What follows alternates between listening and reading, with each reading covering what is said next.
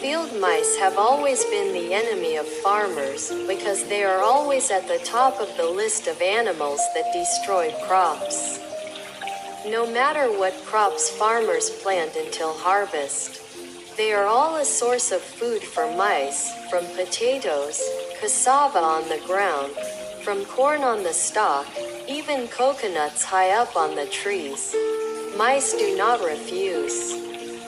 As for rice, mice can eat it from the time it is still a young plant in the stalk until the rice is full of milk. Then the rice is ripe, even when the rice is in the barn. Decades ago, farmers in the southern provinces mainly grew one rice crop. The planting and harvesting had to be done together, because whichever field bloomed early, ripened early, or bloomed late, ripened late. If all the mice were gathered together, it would be considered a total failure. But no matter what, field mouse meat is extremely attractive. The meat is plentiful and firm when processed properly. It is very delicious. As farmers, from the elderly to children, from men who like to sip on drinks to women sitting together around a pot of cold rice, almost everyone enjoys field mouse meat. Field mice, which mainly eat rice, are called field mice, also called rice mice. House mice, which eat anything, are called house mice, including sewer mice, slugs, and musk mice. When the tide rises and the rains are heavy, the rice mice flock to find a way to get over the bamboo banks into the house. As soon as the rain stops and the rice begins to form ears, the rice mice invite each other to leave the house to dig holes all over the banks, dikes, etc. Hunting field mice was a hobby of many village men at that time, because it not only created a valuable food source for the family, but also contributed to protecting the crops of the hamlet. Hunting field mice could last all year round, but the peak was during the dry season when farming was idle. In particular, after Tet until the end of the first lunar month, the harvest of the winter-spring rice has just finished. The fallen rice is still scattered all over the fields near and far, so the field mice grow very quickly. Each one is fat and very eye-catching. Not counting the methods that can also catch mice but are sporadic and sneaky, such as spearing, setting traps, the stomping, and digging holes methods are more interesting. At that time, one of the traditional ways of harvesting winter-spring rice of the southern farmers was to beat the rice husks. When the work was finished, at the foot of the husks there was always a lot of fallen rice grains mixed with dust, broken rice, and straw.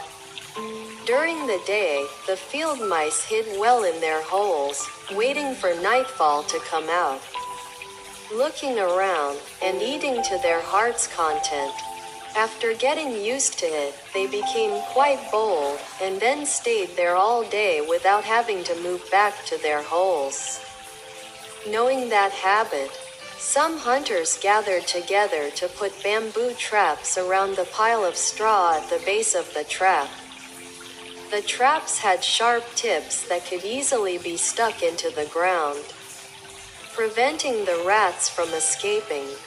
When the sun rose, the hunters stomped hard on the surrounding straw, scaring the rats into running into the middle. While stomping, they tightened the traps. Finally, the area inside the trap was only a few square meters, but there were dozens, sometimes hundreds of rats trapped inside. One or two people crept inside, following the straw to catch each rat one by one. Later, the form of trampling was also improved. People did not use the bulky bamboo traps but replaced them with mosquito nets, and a corner of the net had a door for the rats to crawl into the trap. The trap door and each compartment were fitted with a home, so that the rats could only run in and could not run back out. Digging holes to catch rats was also a great pleasure.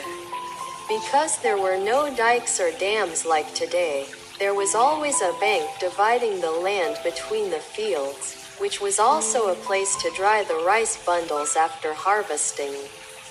Every few plots of land there was a larger, higher bank, less flooded by the tide like a traffic trail.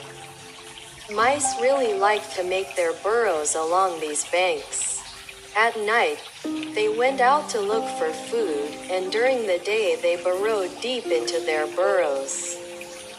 Hunters carried a hoe, a machete, and a bamboo basket and walked along the banks looking for mouse burrows. Mice had the habit of digging deeper burrows every day, and then each generation of mice grew up and dug their own niche, one end leading to the main burrow, the other end leading outside the bank. Cleverly camouflaged under a bush or a clump of grass as an escape route when necessary. The amount of soil dug up during the day was in the form of goat droppings that they pushed out. Most of it flowing out of the burrow mouth, mixed with straw, rice husks. The rest, they cleverly camouflaged by blocking the burrow entrance in a way of pushing it out. The larger the amount of soil outside the burrow, the farther the burrow is, the more nooks and crannies there are. When you have chosen a satisfactory burrow, do not rush to dig it out immediately, but divide it into two parts, on both sides of the bank, and on the surface of the bank, digging through every bush, grass root, etc. to find and take hard soil. Covering all the escape paths that the rats have cleverly camouflaged.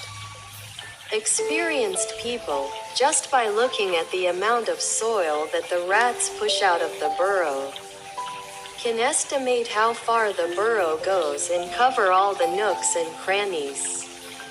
If you are careless and when you are digging, all the rats come out, you will have to carry the basket back empty.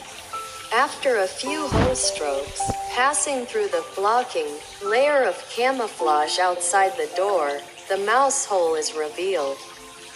The wall of which is always worn out by the friction when the mouse enters and exits. While digging, pay close attention so as not to miss the side doors that are also blocked, like the main hole. Sometimes when encountering several side doors at the same time, stay calm, choose a side door and continue digging, after using hard soil to cover the main hole and the remaining side doors. Mark it so you don't forget. You need to constantly observe while digging, because mice are very agile, they can jump out at any time. Dig a little further. You will definitely encounter a straw basket where mice make their nests when giving birth. An old and worn basket means meeting a litter of 5 or 7 mice. Fresh straw means a female mouse is lying down to raise her babies or is about to give birth. When the digger sees the straw basket, he immediately covers the hole with a hoe blade. Then replaces it with a hard lump of soil, then slowly harvests by using the tip of a knife to dig a small hole into the basket.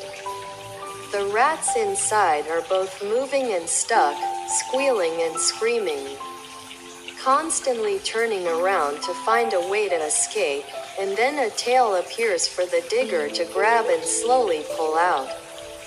After the litter of rats is finished, the entrance to the niche is blocked, and continues to dig. Most likely inside is another, smaller litter, because field rats are very fertile. After dealing with one niche, He returns to the previously marked spot to dig into another niche. After finishing all the niches, the digger focuses on the main hole.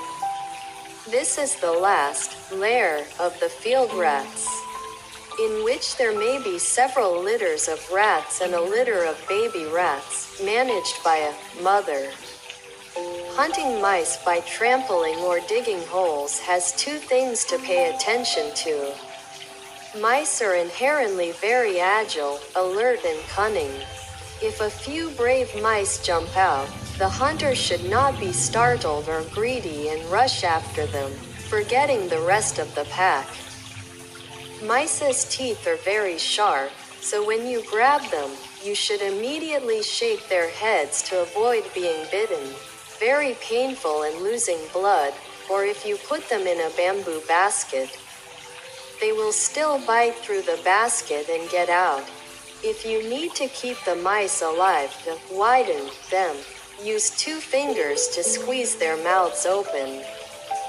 Then insert a knife blade in and pry them horizontally, and their only 2 teeth will break off.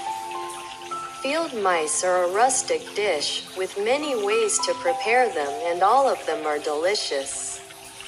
People line up each mouse in a row, roast them over a straw fire until all the fur is burned, then peel off the skin, remove the entrails and wash, rub salt thoroughly, and let them dry to remove the smell, before marinating them with spices. Mature mice, with a lot of meat and firmness, are best grilled or braised in coconut water, stir-fried. Field mice with many bones and soft meat are chopped and stir-fried with galangal leaves, noni leaves, etc. Nowadays, most of the fields in the southwest have switched to 2 or 3 crops or intercrop with rice.